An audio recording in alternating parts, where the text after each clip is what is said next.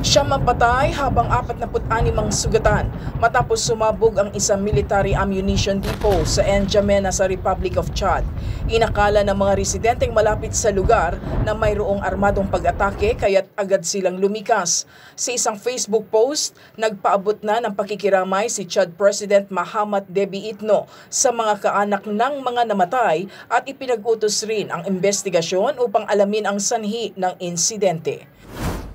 Lumagda ng kasunduan ang North Korea at Russia kung saan ipagtatanggol nito ang isa't isa sa oras na may umatake sa kanilang mga bansa. Ayon kay Russian President Vladimir Putin, bahagi ito ng pagpapalalim ng relasyon ng Russia sa North Korea habang lumalaki ang suporta ng mga kanlurang bansa sa Ukraine. Makikipagtulungan rin ang Moscow pagdating sa aspeto ng military at technical cooperation sa Pyongyang. Inihayag naman ni North Korean leader Kim Jong-un ang buong suporta at pakikipag-alyansa nito sa Russia.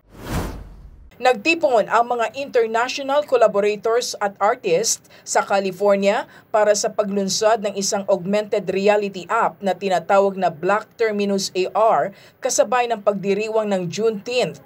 Nagbibigay ito ng interactive experience na nagpapahintulot sa mga gumagamit na makita ang mga makasaysayang eksena at artifacts na may kaugnayan sa Juneteenth sa kanilang mga mobile device kapag itinutok nila ito sa mga art mural.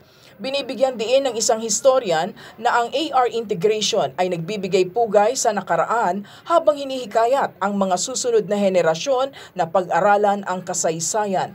Ang Juneteenth ay pinagdiriwang tuwing June 19 bilang paggunita sa pagtatapos ng slavery na naganap sa Estados Unidos.